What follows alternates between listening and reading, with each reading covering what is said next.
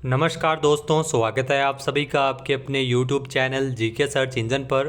तो दोस्तों, आज के इस वीडियो में हम चर्चा करने वाले हैं राजस्थान सरकार की नई ट्रांसफ़र पॉलिसी के बारे में।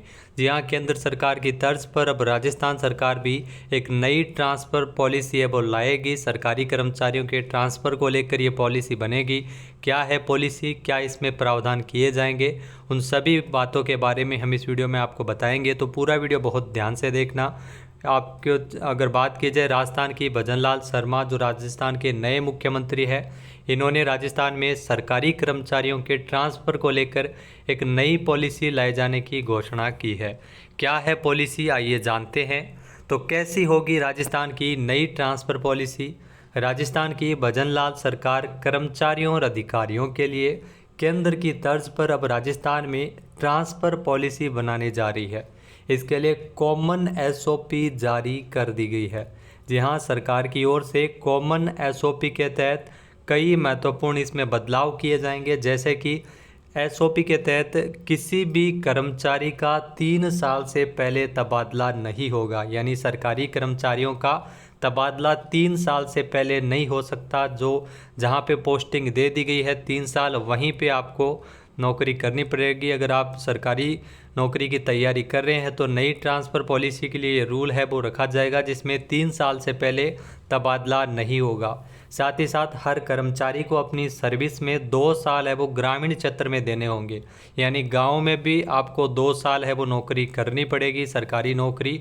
तो ये महत्वपूर्ण बदलाव है वो कॉमन एसओपी के तहत सरकार की ओर से नई ट्रांसफ़र पॉलिसी के तहत किए जाएंगे।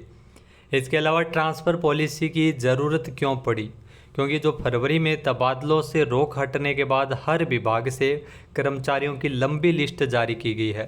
जब आपने देखा होगा कि अक्सर सरकार बदलने के बाद में तबादले होते हैं, कुछ राजनेता कराते हैं तबादले, तो ये तबादलों को लेकर फेवर भी किया जाता है। कई बार किसी के चर्चा में रहने के कारण भी आपको पता होगा कि जो तबादला हाल फिलहाल में चर्चा में रहा था, क्योंकि एक एक कई जाति का मानना है कि एक जाति के बहुत ज़्यादा ट्रांसफ़र हो रहे थे। तो इस सभी प्रकार के विवाद न हो, तबादला सूची पर विवाद हाल ही में हुआ था, तो इस जगह को लेकर आपको बता दें कि कुछ कर्मचारियों ने ट्रांसफ़र के खिलाफ कोर्ट में भी चले गए थे।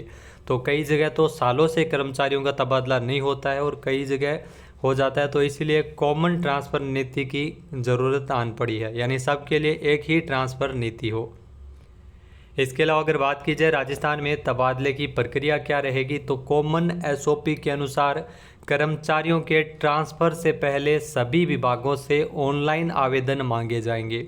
यानी ट्रांसफ़र के लिए भी सभी विभागों से ऑनलाइन आवेदन मांगे जाएंगे। अधिकारी कर्मचारी अपनी इच्छा अनुसार खाली पद के लिए ट्रांसफ़र का आवेदन कर सकेंगे। यानी पहले नौकरी लगने के लिए जो आवेदन है वो मांगे जाते थे, अब ट्रांसफ़र के लिए जो आवेदन मांगे जाएंगे खाली पदों के लिए।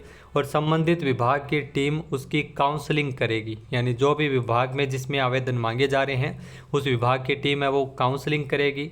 काउंसलिंग में दिव्यांग, विधवा, भूतपूर्व सैनिक, उत्कृष्ट खिलाड़ी, एकल महिला, पति पत्नी प्रकरण, असाध्य रोग से पीड़ित, शहीद के जो आश्रित सदस्य है और दूरस्थ इलाकों में 3 साल से कार्यरत कर्मचारियों को इसमें प्राथमिकता मिलेगी।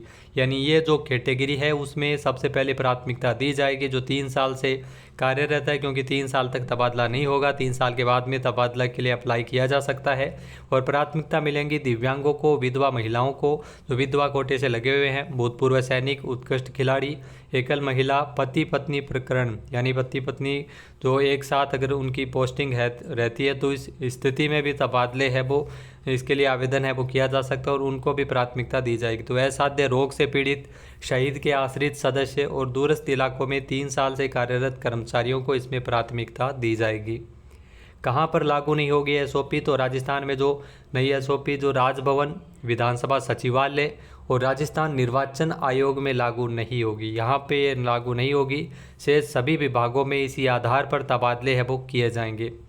जिस डिपार्टमेंट में 2000 से कम कर्मचारी है, जहाँ पर 2000 से कम कर्मचारी है वहाँ एसओपी ऐसे ही लागू की जाएगी। लेकिन 2000 से ज़्यादा कर्मचारी वाले विभागों में सुविधा अनुसार सुझाव शामिल करते हुए पॉलिसी तैयार कर प्रशासनिक सुधार एवं समन्वय विभाग को भेजनी पड़ेगी। इसके अलावा पोर्टल पर मिलेगी खाली पदों की जानकारी।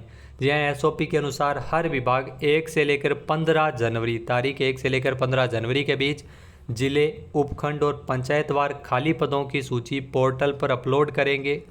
पूर्णतया ये ट्रांसपेरेंसी अपनाई जाएगी इसमें। और कर्मचारी 1 से लेकर 28 फरवरी तक ट्रांसफ़र के लिए है वो आवेदन कर सकेंगे।